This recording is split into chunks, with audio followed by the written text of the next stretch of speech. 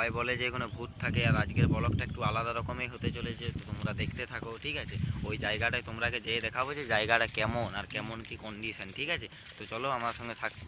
তো বন্ধুরা তোমরা ভিডিওটা লাস্ট অবধি দেখতে থাকো, চলো তোমরাকে জায়গাটা দেখাচ্ছি আমরা।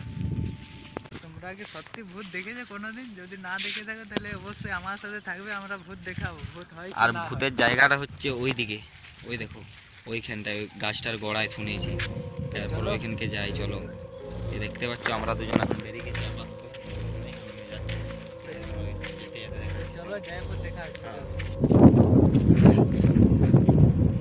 ভয় লাগছে কি জানি কি হয় এখন আমার সাথে। যাচ্ছি, চলো দেখো।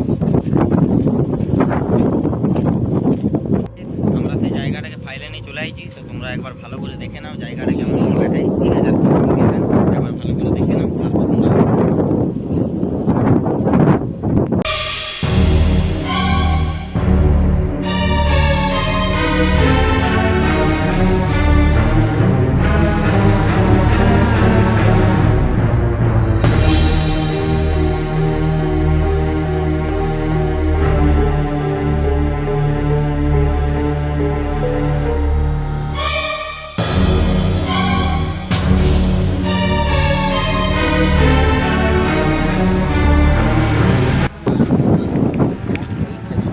দাঁড়িয়ে থাকো, ঠিক আছে। চারদিকে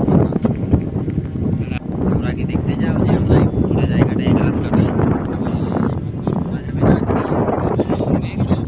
আমরা এখানে 12 ঘন্টা কাটি। রাত্রিবেলায় তোমরাকে দেখাবো যে জায়গাটা অবশ্যই কমেন্ট বলো, আর যদি তোমাদের দেখার ইচ্ছা আছে যে আমরা এই ভুতুড়ে জায়গাটায় রাত কাটাই, তাহলে তোমরা প্লিজ একটু কমেন্ট করে জানাবে। তোমরা তো সবাই ভিডিও দেখো, ভিউস আসে আমি তো জানি, একটু কমেন্ট করে বলবে যে হ্যাঁ দাদা আমাদের ইচ্ছা আছে, কি ভাই আমাদের ইচ্ছা আছে, তবে আমাদের আগ্রহটা আরও বাড়বে, ঠিক আছে।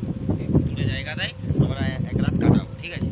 তোমরা দেখতে দেখা যাক যদি এক রাত কাটি আমাদের তো ভূত দেখা দেয় কি না। আর এখানে শুনেছি সত্যিই ভূত থাকে, তাহলে সেটা আমরা দেখবো যে সত্যি থাকে কি না। দেখে তো মনে হচ্ছে একদম ভাই অরিজিনাল ভূত এখানে পাওয়া যায়, কিন্তু এর দেখতে পাচ্ছ মেঘ ভিজে যাচ্ছে। তো আমরা এখন আপাতত এখান থেকে চলে যাচ্ছি, তোমরা জায়গাটা দেখালাম যে কেমন ভুতুড়ে জায়গা, জন নামিয়ে দিয়েছি, আমরা প্রায় ভিজছি, ঠিক আছে। আমরা যে বড় বাদ বাকিটা তোমরা বলছি।